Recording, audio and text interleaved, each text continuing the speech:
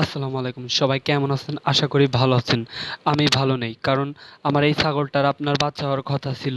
আর বাচ্চাটা হইছিল আলহামদুলিল্লাহ ভালোভাবেই হইছিল। কিন্তু বাচ্চাটা আসলে মারা গেছে। আর কি কারণে বাচ্চাটা মারা গেল সেইটা নিয়ে আপনাদের সাথে আজকে আলোচনা করব। প্রথমত আমি বুঝতে পারছিলাম না বাচ্চাটা কখন হবে। আমি সকালবেলা ঘুম থেকে উঠে দেখি যে বাচ্চাটার মাথা একদম সামনে আইসা গেছে। তখন আমি তো ওইরকমভাবে কিছু বুঝিও না। এর কারণে আমি মাকে বললাম, মা আবার কারে জানি ডাক দিয়ে নিয়ে আসলো। আমাদের পাশের বাসার কাকে জানি ডাক দিয়ে নিয়ে আসলো। সে আসতে আসতে আমি দেখছিলাম না সে কি করছে। তারপরে আপনার বেলেট দরকার। আমি তো ওইরকম কোনো কিছুর প্রস্তুতিও নিয়ে রাখি নাই।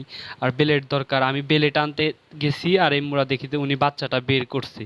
বাচ্চাটা বের করার পরে আপনার বেলেট নাই, কি করব, নাড়ি তো কাটতে হবে। এর জন্য উনি না একটু হাত দিয়ে চিমটায় দেখি কাটার চেষ্টা করছে। এর কারণে আমার বাচ্চাটার পেটে হয়তো আঘাত লাগছিল। আর আঘাত লাগার কারণেই আমার বাচ্চাটা আপনার প্রথমে আপনার কিছুক্ষণ ভালোই ছিল। পরবর্তীতে আপনার মনে করেন সকাল ৯টায় হইছে। ৯টা হওয়ার পরে আপনার ১১টার দিকে অনেক নাভি দিয়ে রক্ত পড়ছে। তারপরে আমি এক ডক্টরকে ফোন দিলাম। ফোন দেওয়ার পরে উনি বলল যে আপনার করেন, নাভিতে সুতা দিয়ে বাইন্ধা দেন, ঠিক হয়ে যাবে না। আমি সুতা দিয়ে বাইন্ধা দিলাম। সো হাঁটা চলা করলো, দৌড় পারলো, দুধ খাইলো, সব কিছুই ঠিক ছিল।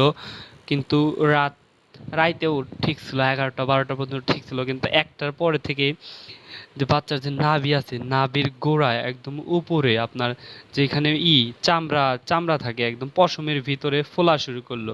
আর সেই ফোলার পরেই কাল সকালে হওয়ার সাথে সাথে